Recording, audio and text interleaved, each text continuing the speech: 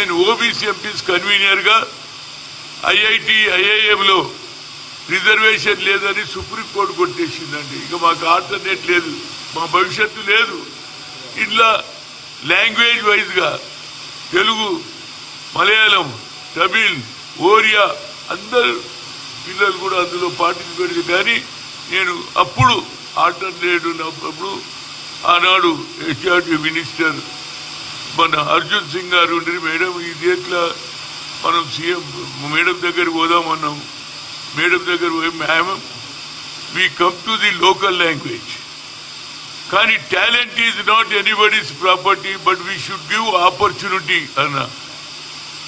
Supreme court కొట్టేసిందంటే ఏం చేయాలన్నది. ఆనాడు డాక్టర్ మన్మోహన్ సింగ్ ఆయన కూడా ఒక ఓబీసీ నాయకుడే ఆయన కూడా, కానీ చెప్పంగానే పెట్టిండు. మన్మోహన్ సింగ్ ఎవరో కాదు, ఆయన కూడా పేదవాళ్ళు పెద్ద ఆర్థికవేత్త.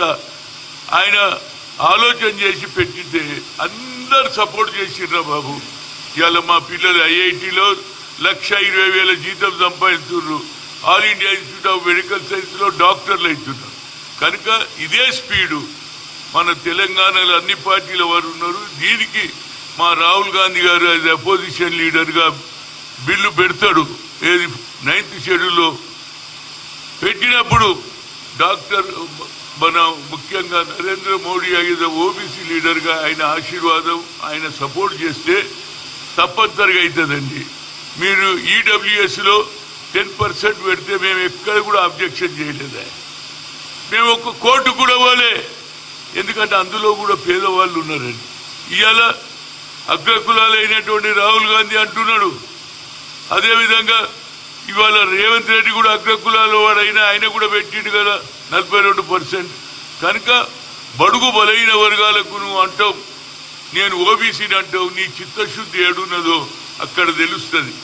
ఎన్ని చెప్పినా మేము ఈసారిగిన రాకపోతే మా జీవితంలో ఎన్నడూ రాదుగా.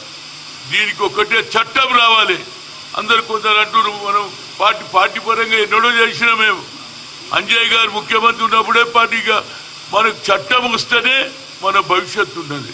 ఆ చట్టంలో మనకు అవకాశం వస్తుంది. రేపు ఎమ్మెల్యేలు కావచ్చు, ఎంపీలు కావచ్చు, ఇవాళ జిల్లా పరిషత్ వరకే కాదు కదా. ఫ్యూచర్ అంటే చట్టం రావాలి. ఆ చట్టానికి కేవలం నాయకుడు ఎవరంటే ఒక పక్క రాహుల్ గాంధీ, ఇంకో పక్క నరేంద్ర మోడీ. నరేంద్ర మోడీ అడుగు ముందుకు వేస్తే మాకు న్యాయం జరుగుతుంది. ఎందుకు చెప్తున్నా అంటే ఎన్నేళ్ళు ఉండాలి, ఇప్పటికీ 76 ఏళ్ళు అయింది. మండల్ కమిషన్ 1992లో వచ్చింది. 27% అన్నారు, మేము డబుల్ డిజిట్ కూడా దాటలేము.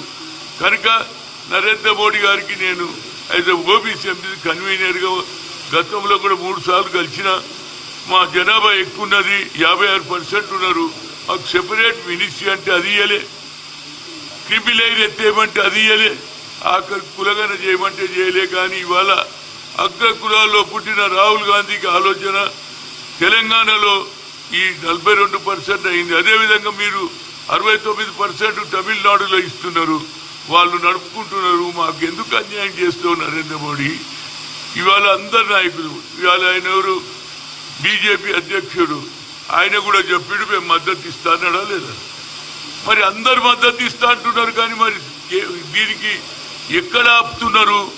దీనికి ఆపడానికి కారణం ఒకటే, బిల్లు పెట్టినప్పుడు ఆయన తప్పనిసరిగా నరేంద్ర మోడీ బీజేపీ వాళ్ళకి ఎక్కువ ఎంపీలు ఉన్నారు కాబట్టి వాళ్ళందరూ మద్దతు ఇస్తే మా భవిష్యత్తు బాగుంటుంది.